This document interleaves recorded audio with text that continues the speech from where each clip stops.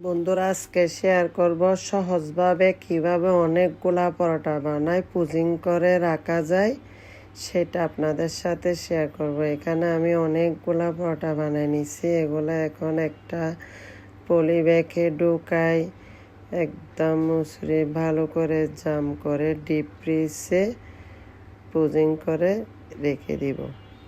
এখন চলে যাব মূল প্রসেসিংয়ে। নিয়ে নিলাম এখানে 1.5 কেজি মতো ময়দা, দিয়ে দিলাম পরিমাণ মতো লবণ। এখন ঠান্ডা পানি দিয়ে এগুলা মেখে নিব। একসাথে পানি দিব না, অল্প অল্প করে পানি দিয়ে মেখে নিব।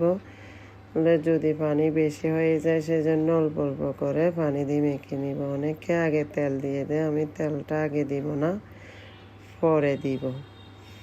মাখানো হয়ে গেলে তারপরে তেলটা দিব।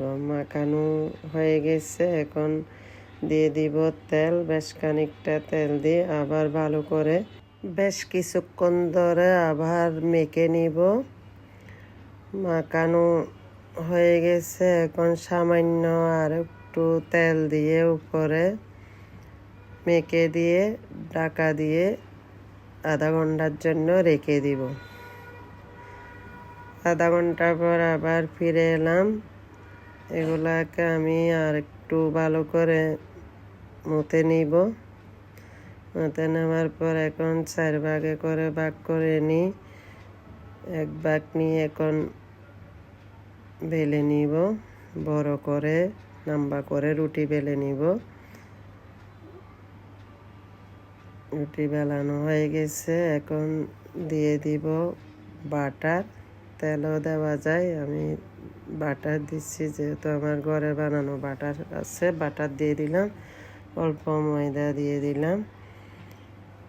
এখন রোল করে নিব টেনে টেনে।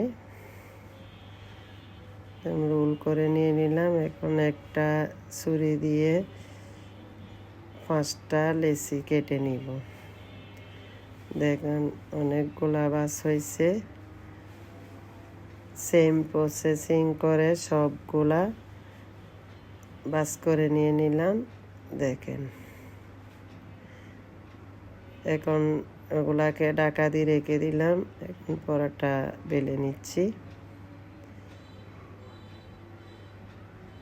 এখন তাওয়ায় নিব। হালকা কালারটা চেঞ্জ হলে ওটাই নিব। এভাবে করে সবগুলা পরোটা হালকা সেঁকে নিয়ে নিলাম। দেখেন সেঁকে নিয়ে নিলাম, কত সুন্দর হয়েছে। সবাইকে ধন্যবাদ।